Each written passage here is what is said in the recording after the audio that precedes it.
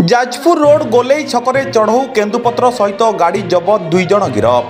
Jajpur road one विभाग पक्षरु गुरुवार दिन 3 घटिका समय नुआगढ़ गोलेई छकरे चढ़ऊ कर केन्दुपत्र सहित गाड़ी जबत कर 2 जन गिरफ होती। सूचनायोग्य जे केन्दुपत्र एक पिकअप भ्यान गाड़ी बौद्ध जिलूर बोझे होई कलिकता को जाउथबा कटक वनखंड अधिकारी पी अर्थनारी जानिबाकु पाइथिले। एथिसहित एही गाड़ी उपरे चढ़ाऊ करने जाजपुर रोड रेंजर ज्योति रंजन महापात्र को निर्देश देथिले। एही निर्देश पाई रेंजर निज कर्मचारी को धरी तुरंत नुआगढ़ छकरे चढ़ाऊ करथिले। एथिसहित चढ़ाऊ करी टाटा एसी गाड़ी एवं केन्दुपत्र को जबत करने सहित ड्राइवर एवं मुख्य अभियुक्त को गिरफ करिबारे सफल होइथिले।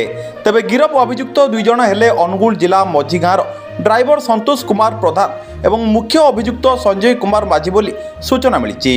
तेबे गाड़ी केन्दुपत्र बोली प्राथमिक तदंतरु जनापड़ी। यह चढ़ाऊ फरेस्टर नीलामी प्रियदर्शिनी नायक, सस्मिता सामल, निर्मल मल्लिक, स्वरूप नायक, त्रिलोचन दास एवं बादल दास प्रमुख कर्मचारी माने सामिल होते। Vyasanagar Pradyumna Kumar Boiti report, Suryast news. संजय माझी दुबनाड़ी घरे मो माँ बापा पत्र तोड़ी गुच्छा कटिंग कर बाड़ी रखी मो निज गाड़ी धरिक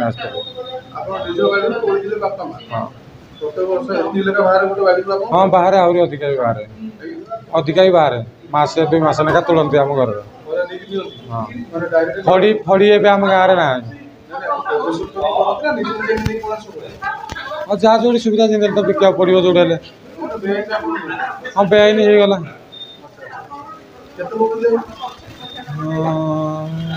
150 टा 150 टा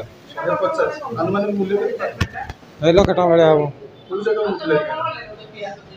से तो मुझे ठीक कहीपर आम कटक जड़े आसला मुझे क्लीयर जानी सी कहला जगार देखना ये जगार कौ तो मुझे एठे पड़ी आमर जे सी जो कटक जी पिला से नंबर टी खाली दे आम ये आइला से तार जोगाजोग हो पारे तापर सी कहला ये जगार पठे देना ये जगार पठेना बाटर आम रही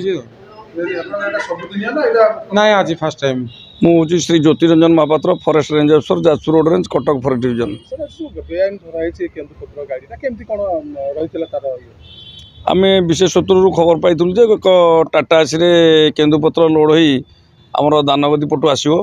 यह प्राय लोड होता बौद्ध डिवीजन आमर वाइल्ड लाइफ फॉरेस्ट डिवीजन जो अच्छी Mahanadi wild life forest division Sethu आमको खबर मिलता और से आम जो फायर स्टेशन छक जगी बसलु तेणु से गाड़ी आसला आम अटकैलु अटकैला आम देखलु जे गाड़ी भितर केन्दुपत्र लोड होपर ड्राइवर एवं सेठी जी बसी तार मालिक ताकू जो कागजपत्र विषय मागिलु किसी कागजपत्र देखी पार्ला ना तेणु इलिगाल देखलु जो ट्रांसपोर्ट होची से अरेस्ट करके आणिलु सेठू एवं गाड़ी टी सीज करके वन विभाग कार्यालय को